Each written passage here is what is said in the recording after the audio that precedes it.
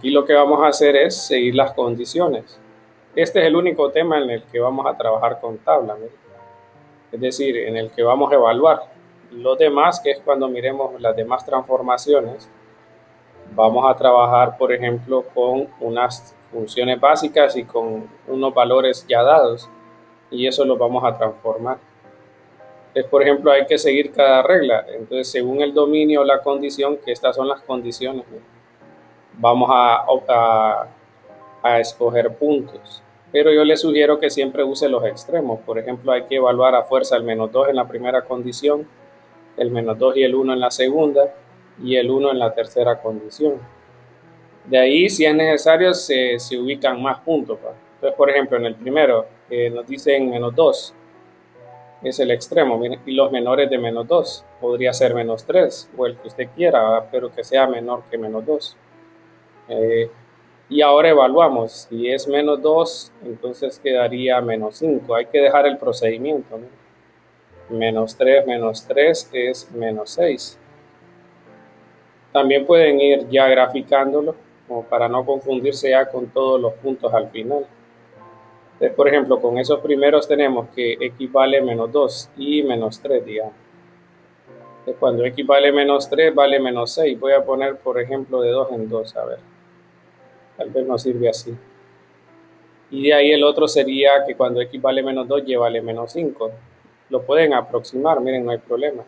Hay que fijarse si aquí sale menor, igual o menor.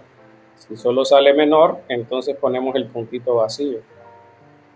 De ahí, entonces, como son los menores, tenemos que graficar a la izquierda del extremo que dibujamos. Le ponemos la flechita porque dice menores iguales de -2. Si dijera hasta un extremo, es decir, tuviéramos extremo izquierdo y derecho, entonces hacemos algo similar a esto. Es decir, no ponemos las flechas. Esta es la condición 1. Yo les pido que me identifiquen la condición y en los puntos que evalúen también la pongan. Porque así yo sé, bueno, aquí ya evalúa este punto y debería de darle estos valores, ¿no? Miren ahora que es de -2 a 1, ¿eh? No incluye el -2, pero es parte de los extremos. Así nosotros sabemos cómo empieza o termina la función. Como aquí ya tenemos 2 puntos, entonces podría ser suficiente, aunque como es una cuadrática, pues podríamos agregar uno más para ver cómo nos ayuda a la parte esta de los puntos, ¿no? Entonces, -2 elevado al cuadrado da 4, pero como hay un negativo, entonces quedaría negativo 4, ¿eh? Este por 0 al cuadrado, pues quedaría 0, y este al cuadrado queda -1, ¿eh? Esta es la condición 2. Necesito que me identifiquen eso, porque así yo voy a revisar, bueno, él quiso decir estos puntos y reviso si los ha evaluado, pero si no me dice qué condición, se me va a hacer difícil. Bueno, dice que cuando x vale 0, y vale 0, y cuando x vale -2, y vale -4. Entonces, fíjense que aquí creo que lo voy a cambiar un poquito porque lo voy a hacer un poquito más para acá, miren, porque lo puse muy arriba. El punto es, bueno, entonces sería así, miren, cuando x vale -2, y vale -4, pero no está incluido. Cuando x vale 0, y vale 0, y cuando x vale 1, y vale -1, que sería más o menos acá, miren. Recuerden que yo puse de -2 en 2, entonces este sería -2. Bueno, entonces habría que darle la forma de la cuadrática. ¿Cuál es la forma de la cuadrática? Es tipo esta, ¿eh? Solo que en este caso, debido al negativo, pues los valores tienen signo negativo en vez de positivo. Entonces la función iría curva e iría más o menos de este estilo, ¿no? Esa es la segunda condición. Si nos vamos a la tercera, solo hay un extremo, entonces solo estoy obligado a usar el 1 y de ahí tengo la libertad de escoger el que yo quiera. Yo escogí el 2, ¿verdad? Ustedes pueden escoger otro.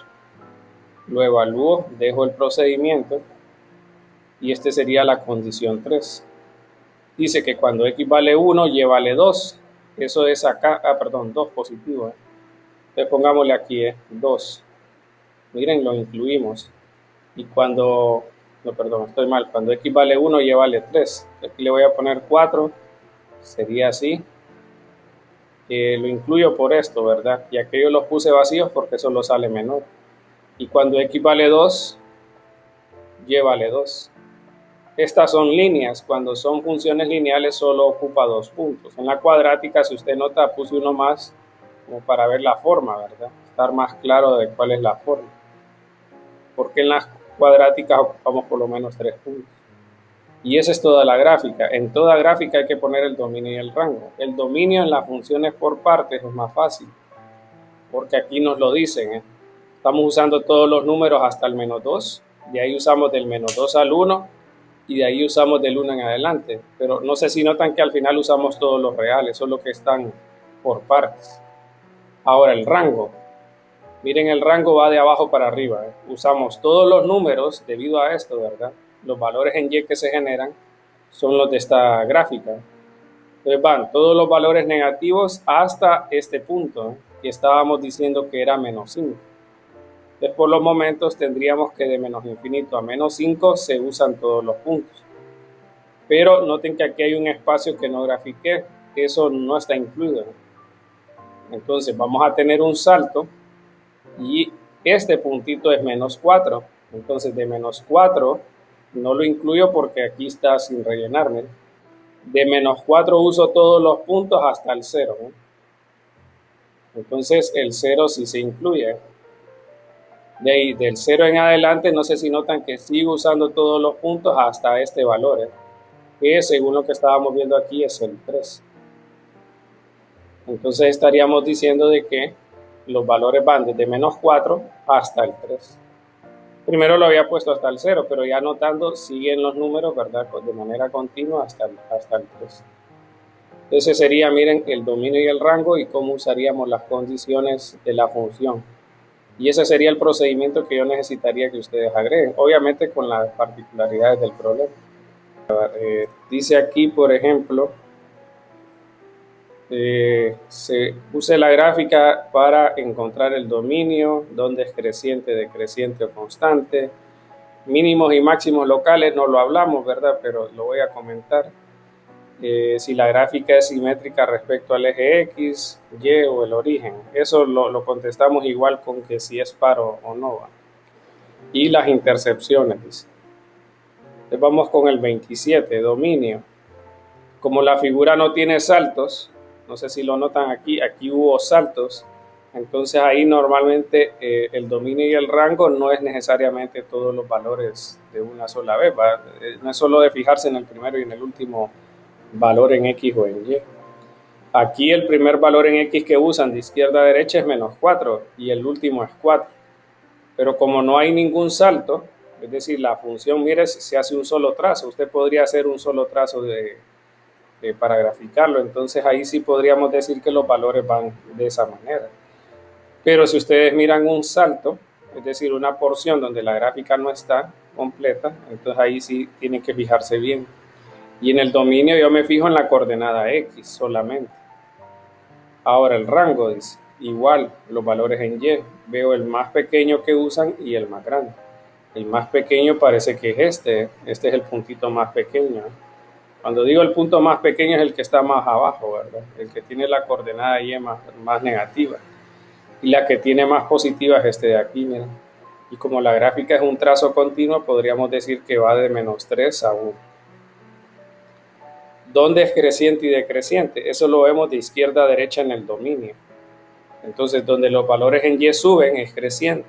Hay dos porciones que yo estoy viendo. Esta de acá y esta de acá, miren. Yo les comentaba, me parece que ustedes lo podían hacer como a puro ojo, digamos. Pero si no estaba seguro de su respuesta, entonces podría usar la definición. Entonces vamos a ver. Yo estoy diciendo de que es creciente. Y aquí hay que hablar del dominio, miren. Les voy a decir que de menos 4 a menos 1, de menos 4 a menos 1 y de 3 a 4 crece la función, es decir, aumentan los valores de la coordenada Y. Es decreciente en esta porción, miren, solo es una, que sería en X de menos 1 a 3. Bueno, pero no estoy convencido de que mi respuesta sea correcta o no. Entonces ahí es donde hacemos la prueba. Del intervalo que yo supongo que es creciente, tomo dos valores, que en este caso podría ser los extremos, miren. Aparte que ahí me lo dice explícitamente la coordenada y. El primer requisito que debe cumplir cualquier condición que usemos es que x1 sea menor que x2. Bueno, ¿es menos 4 menor que menos 1? Sí. La B significa verdadero. Entonces tengo que evaluar f de x1. Si es creciente, f de x1 debe ser menor de f de x2.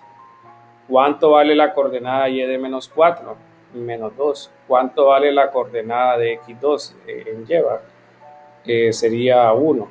¿Es menos 2 menor que 1? Sí. Entonces cumple la condición para creciente. Estoy bien.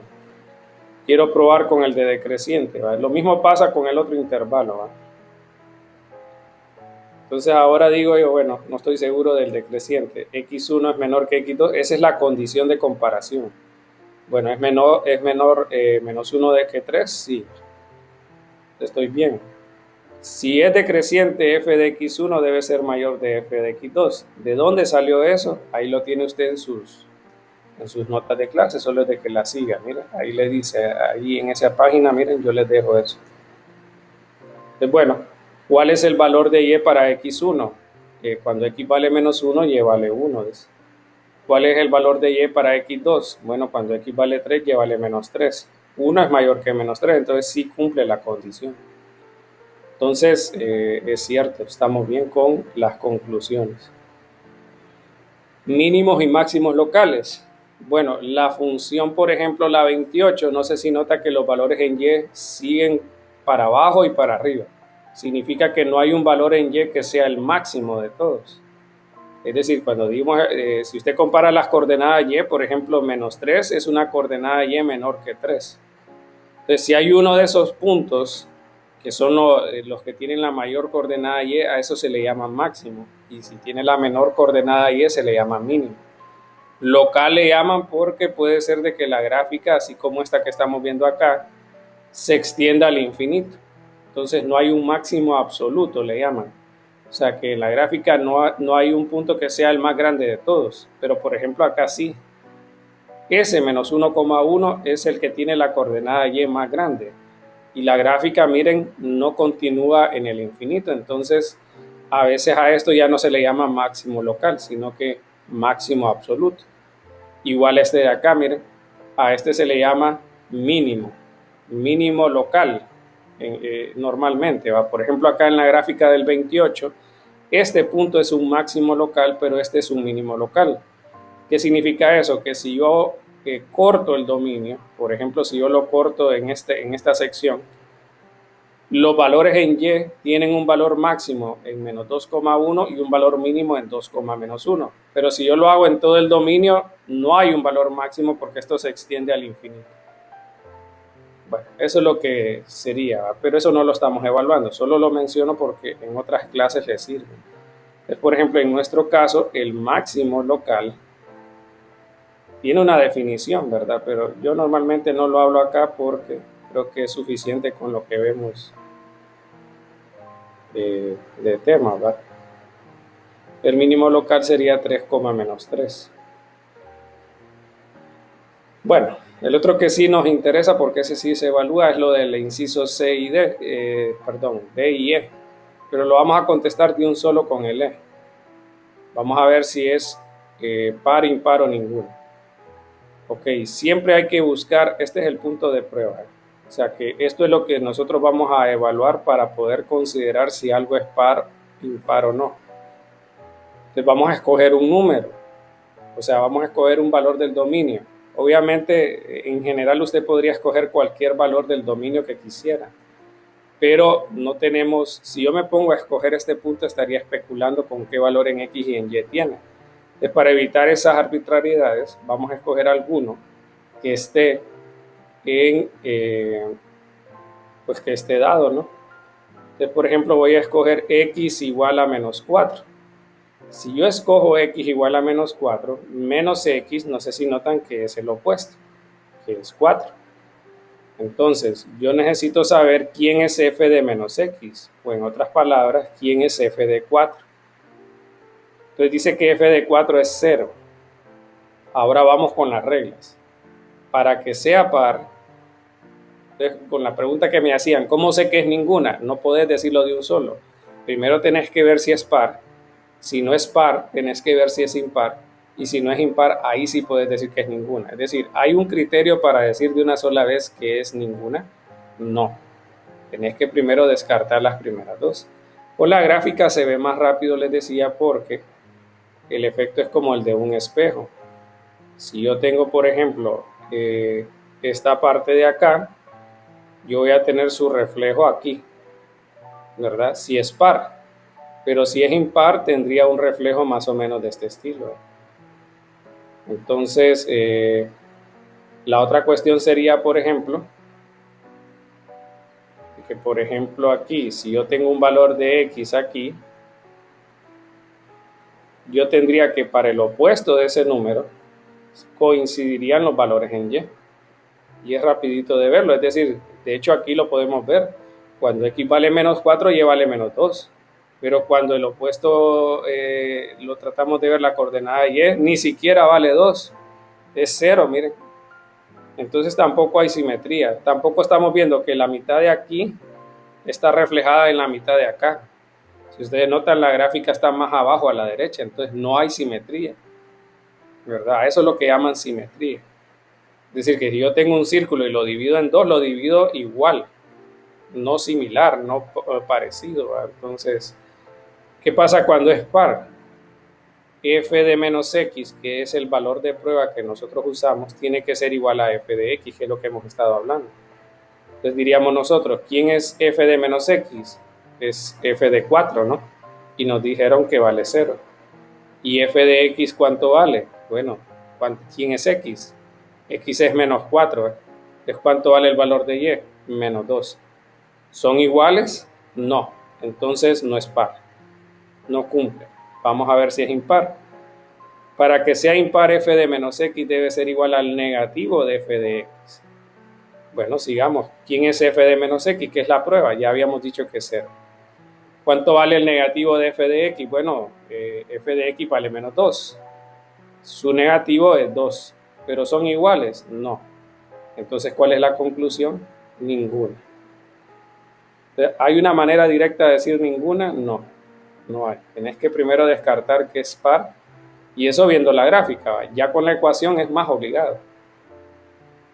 Bueno, y ya termina el ejercicio con las intercepciones. Dice que, digamos, los interceptos en X, recordemos que esos son los que tienen un punto sobre el eje de la gráfica, punto de la gráfica que está sobre el eje X. Es decir, son todos los que mires que tiene coordenada 0. Entonces podemos ver que hay dos, 0,0 y 4,0. Hay que ponerlo como punto. La gente, como no entiende esto, solo pone números. Y va a poner números. Le dicen el dominio y dice 2, 7, porque no entiende el concepto de dominio. Y aquí tampoco entiende el concepto entre un número y un punto. Hay que tener cuidado con eso. Se mira fácil y lo es, pero a veces como no le dan nunca importancia a la formalidad o a las definiciones, entonces cuando ya le toca distinguir entre varias cosas no sabe qué es una o la otra. Intercepciones en Y, si es una gráfica, que es lo que nos están aseverando aquí, solo va a haber a lo más un intercepto en Y, porque si no, no cumpliría el criterio de función. Entonces, el único es este, miren, el que tiene coordenadas 0,y. Tendríamos que repetir de nuevo el mismo punto, 0,0. Bueno, aquí vimos todo, miren, creciente, decreciente, dominio, rango, ¿verdad? Dice, determine algebraicamente, ya no nos dan la gráfica, si la función dada es par, impar o ninguna. Voy a empezar, digamos, con el 30. No lo puedo hacer todo, ¿verdad? Lo mejor es que lo haga usted, ¿verdad? Porque de nada sirve que yo haga todo si usted no practica. Siempre tiene que hacer algo. G de menos X, miren. Volvemos al criterio, ¿eh? Yo no me sigo de la línea de comprobación, miren. Lo primerito que usted tiene que evaluar es el menos X. Entonces, si quieren, lo voy a dejar aquí como para que lo asocien cuando miren el PDF. Eso es lo primero que tiene que evaluar. En el caso de la gráfica ya le dan los puntos, entonces solo es de verlo, ¿va? En la gráfica. Aquí pues tiene que hacer un poquito más, ¿verdad? Y evaluar según cómo sea la expresión, ¿va? De aquí como le queda esto al cuadrado, al final queda positivo. Y aquí entonces esto. Bueno, si es par, mira, ahí vamos con las condiciones. Si es par, debería de cumplirse esto. La prueba, que es la que yo acabo de evaluar, debería de ser igual a la función original. ¿Qué dicen ustedes? Será igual. Entonces, si no está muy convencido, dice, bueno, ¿cuánto me dio g de menos x? Y lo copia. Bueno, según lo que me dio es esto. G de x, ¿quién es? Ah, bueno, es aquello que está allá en el ejercicio. ¿Son iguales? Sí, entonces es par. Ya estuvo, ¿no? La función es par. Esa sería la conclusión. No sé si se entiende eso. Dice f de x igual a x sobre 1 más x al cuadrado. Entonces, la prueba, cuando yo digo la prueba es como que si nosotros tuviéramos una situación de enfermedad y hubiera una manera de detectar esa enfermedad, bueno, me estoy haciendo el test. Entonces, para eso vamos a evaluar f de menos x. Bueno, donde sale x, mire, va a sustituir. Miren que yo le pongo ese paréntesis para mantener la formalidad y para no equivocarme, a pesar de que yo ya manejo bastante bien esto. Entonces, si usted está practicando, imagínese cuán necesario debería ser para usted hacerlo, ¿verdad? Y normalmente la gente lo omite. Entonces, vamos a ver, ¿será par? Si es par, perdón, tiene que cumplir que la prueba f de menos x sea igual a la función original. Entonces, vamos a ver si es cierto. ¿Cuánto nos dio la prueba? Nos da menos x sobre 1 más x a la 2. ¿Cuál es la función del problema original? ¿Será igual? No, porque tiene un signo. ¿Se parecen? Sí, pero es otra cosa, ¿verdad? Aquí te está diciendo que si son iguales, no que si se parecen. Ahí no trabaja de esa forma, ¿verdad? Como ahora estamos trabajando en la humanidad. F de menos x. Bueno, ¿cuánto me da el negativo de la función original? Bueno, el negativo de la función original es este. Y tengo que hacer una operación un poquito más y me queda esto. ¿Son iguales? Sí. Entonces la función es impar. Pues de esa manera, miren, ustedes pueden saber si la función es par o no. Entonces, ¿se puede saber de una sola vez que es ninguna? No. Primero podés ver si es par. Si no cumple la de par, podés ver si es impar. Y si ya no cumple esas dos, entonces decimos ninguna. Y esa sería la forma, ¿no? Ok. Entonces a esto se le llama transformaciones. Lo que nosotros tenemos que hacer primero es identificar qué función es la de las básicas la que tenemos ahí. Como en nuestro caso solo vamos a evaluar en esta parte el desplazamiento vertical, no van a haber más opciones. Pero por ejemplo, cuando miremos lo que sigue, usted tal vez se va a encontrar con ejercicios de este estilo, ¿no? Pues va a ser indispensable el poder identificar qué función básica hay. Nosotros tenemos aquí arriba todas las funciones básicas. De hecho, para no ir tan arriba, aquí lo tengo, miren. Usted tiene, por ejemplo, repositorios, le llamamos, ¿eh? Cuadrada, cúbica, absoluto, cuadrática, cúbica, raíz cúbica, perdón, raíz cuadrada, absoluto, función cuadrática y función cúbica. Y le dejé también la forma de ellas como para que no me confunda la cuadrática con la valor absoluto, que lo hacen normalmente. Y lo hacen en presencial y lo hacen en virtual. Es decir, que es indiferente la modalidad. Hay estudiantes que no le ponen interés a esa parte o se confunden, no sé, no les sabría decir qué le ocurre. Entonces, tendríamos que ir a la función básica, que es la cúbica, copiar la tabla de la cúbica. Miren, copiar la tabla de la cúbica. ¿Dónde está la cúbica? Miren, ahí está. Yo le pediría que me identifique porque esto me asegura que usted sabe qué es lo que está haciendo. Miren. Y bueno, en esta tablita vamos a colocar las transformaciones. Esta transformación solo cambia el rango, el dominio no. ¿Por qué?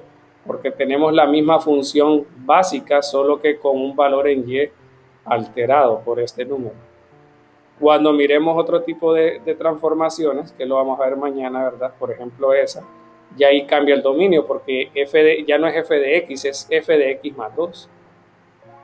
Bueno, entonces, ¿qué quiere decir eso? Que usted va a copiar el dominio, por lo menos en este que se le va a evaluar, ¿verdad? Ya en los otros que miremos mañana y que se evalúen en el intermedio, ya va a ser diferente el criterio. Ahí sí puede que cambie el dominio o el rango. Entonces, aquí solo cambia el rango, ¿eh? El procedimiento que yo voy a evaluar, y si no está, no lo considero como correcto, es de que según lo que se le pide aquí de transformación, usted me coloque los valores en y originales, no lo tiene que poner en otro color, pero sí tiene que colocar la operación. Es decir, si para usted es obvio que esto es menos 3, pues también para mí lo sería.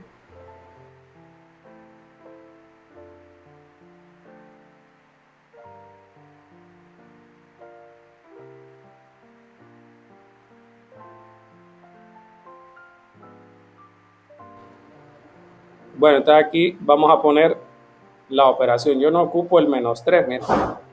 Yo ocupo toda esta operación porque con eso yo por lo menos valido de que usted sabe la transformación que se está llevando a cabo. Entonces yo le pediría que por favor no me coloque de una sola vez el resultado. Lo va a notar la necesidad ya cuando miremos las demás transformaciones. Aquí tal vez no, ¿verdad? Entonces ahora graficamos. Cuando x vale menos 1, y vale menos 3. Cuando x vale 0, y vale menos 2. Y cuando x vale 1, y vale menos 1. Y hay que fijarse en la forma de la función. Yo no la hago tan detallada, pero ahí está, mire la muestra como para que la mire con un mejor detalle. Y tampoco yo necesito que usted la dibuje pues exactamente igual, ¿va? Tampoco va a ser algo tan diferente a la forma, ¿va? Pero si le queda un poquito más acostada o algo así, porque tal vez no usó la escala apropiada, ¿verdad? No hay problema. Pero la forma sí debe quedar. El dominio, como es un polinomio, entonces es los reales. Y el rango, yo les comentaba que la raíz cúbica y la cúbica es la que tiene tanto el dominio como el rango como los reales. Es por eso que le ponemos esta flecha. Bueno, de esta manera, mire, usted puede saber cómo transformar una función si solo tiene un desplazamiento vertical. Bueno, entonces aquí tenemos que identificar la función de la que proviene. Me tiene que poner los valores. O sea, yo le aclaro, ¿verdad? Porque es común que yo vea en los procedimientos que el estudiante empiece a evaluar aquel montón de puntos, porque obviamente tiene el graficador a mano, me imagino yo, y él solo sabe que es así, pero no sabe por qué. Entonces trata solamente de llegar a copiar esa forma. Entonces para medio validarlo pone aquel montón de puntos, a veces ponen hasta 6. Entonces yo le estoy diciendo, no es necesario que pongas tantos. Yo te aseguro que con que pongas solo estos 3, la forma de la función se va a mantener. Entonces normalmente uno es de la ley del mínimo esfuerzo. Entonces, ¿para qué vas a hacer tantas evaluaciones? Primero, una de las quejas normalmente en los exámenes es que no hay suficiente tiempo, y uno se extraña que le digan eso a uno y hace aquellos 5 o 7 datos, ¿verdad? Que uno queda, bueno, no era que obviamente no te ajusta el tiempo porque no estás haciendo lo que debes, estás haciendo un esfuerzo extra, pero ¿a costo de qué? Del tiempo, ¿verdad? Pero era necesario, yo te obligué a hacerlo, no, entonces ¿por qué se me adjudica a mí eso? No lo entienden a veces esas cosas, ¿va? Pero es porque a veces no toman atención al procedimiento que uno les sugiere. Como solo cambia el rango, el dominio se copia igual, miren. Claro, esto solo es si solo tenemos desplazamiento vertical. Cuando miremos los otros casos puede ser de que sí cambie el dominio. Entonces va a copiar cada elemento de la función original y según este, ¿verdad? Va a decirle que si, bueno, este sí es positivo cuando es un desplazamiento vertical y cambia el rango, Si le dan un número positivo, la función sube, ¿verdad? Y miren que algebraicamente lo puede ver. Cuando x vale 0, y vale 3, dice. Perdón, sí, y vale 3. Cuando x vale 1, y vale 4, dice. Y cuando x vale 4, le voy a poner acá, miren, y vale 5. Usted tiene que tener claro cuál es la forma de la función. Por eso le doy estos 3 puntos, porque con eso aseguramos la forma de la función. Porque obviamente ni aún con sus 7 puntos que quiera graficar, no necesariamente le va a salir la forma. Bueno, ¿cuál será el dominio y el rango? Entonces miren que la función en x empieza a trabajar desde acá. Entonces ese punto en x es 0. De 0 trabaja todos los que están a la derecha de él. Entonces diríamos que el dominio sería de 0 a más infinito, que es el mismo dominio de la función original porque no está cambiando el dominio en nuestros ejercicios. Pero el rango sí cambia. El rango en la original es de 0 a más infinito, pero como ahora todos los valores en y de la función subieron 3 unidades, entonces esto va a incrementarse 3 unidades. ¿Por qué a este no le sumamos nada? Porque ese no es un número. Ese simplemente es una forma de decir los números continúan, pero no sabemos hasta dónde. Es imposible contar o saber cuántos son. Bueno, entonces esa sería la transformación. Perdón, ¿alguna idea que tengan ustedes? ¿Qué entendieron del enunciado? Miren que eso no es un tema nuevo, es de lo de funciones, que ya lo platicamos en todo este rato y en las clases. Pero ¿cómo lo resolverían este? ¿Qué ideas ustedes me podrían sugerir?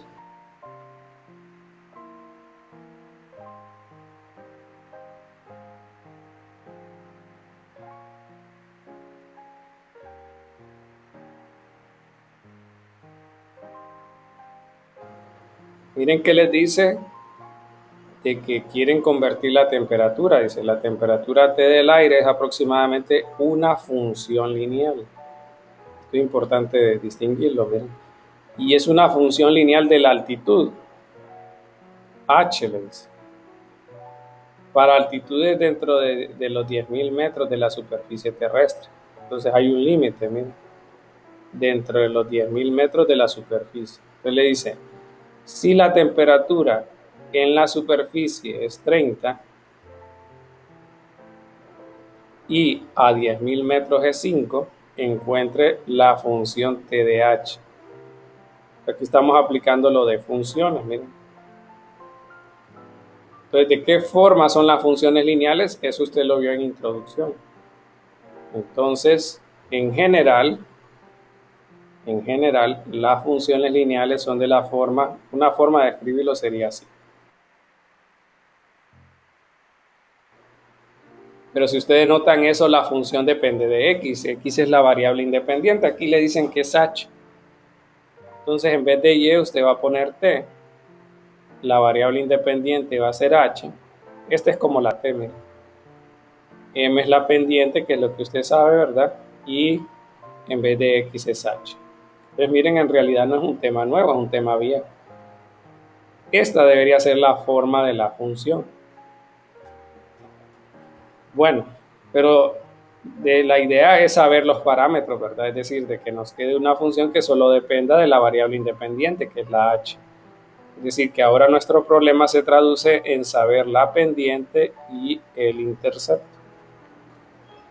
Bueno, según lo que normalmente uno ve es que las coordenadas de las funciones son de este estilo, ¿va? O si somos más formales, que es lo que estamos viendo en álgebra, son de esta manera. Pero como ahora las letras cambian, mire que la variable independiente es importante de identificarla y también la variable dependiente. ¿Quién es h? Las altitudes, ¿verdad? Que están medidas en metros. Las unidades también sirven, ¿eh? Ahí es donde usted tiene que entender y ahí se da cuenta la gente, bueno, ¿y para qué me sirve esto? Dice. Sí, pero es que si no entiendes ni lo más básico, peor para estar viendo estas cosas, ¿verdad? Pero no significa que no se pueden evaluar ni discutir en clase. Entonces aquí las unidades son metros y aquí son grados centígrados. Es una unidad común que usa usted cuando habla del clima. No tiene que ser experto en meteorología. Entonces ahora vamos a ver los datos. Dice que cuando está en la superficie, ¿qué sería en la superficie? Bueno, que está a una altura de 0 metros. Y a 0 metros la temperatura es 30. Estoy siguiendo este formato, ¿no? Ese es un punto. Y el otro punto le dice que cuando está a 10.000 metros, la temperatura es 5 grados. Le voy a omitir el simbolito, ¿verdad? Porque solo quiero ver el número. Si nosotros sustituimos eso en la ecuación, T de 0 sería que H vale 0, ¿no? Y T de 0 sería, en este caso, M por 0 más B. Pero le está diciendo que T de 0 es 30. Entonces obtenemos inmediatamente B con la primera información. Quiere decir que su función ahora es esto más 30.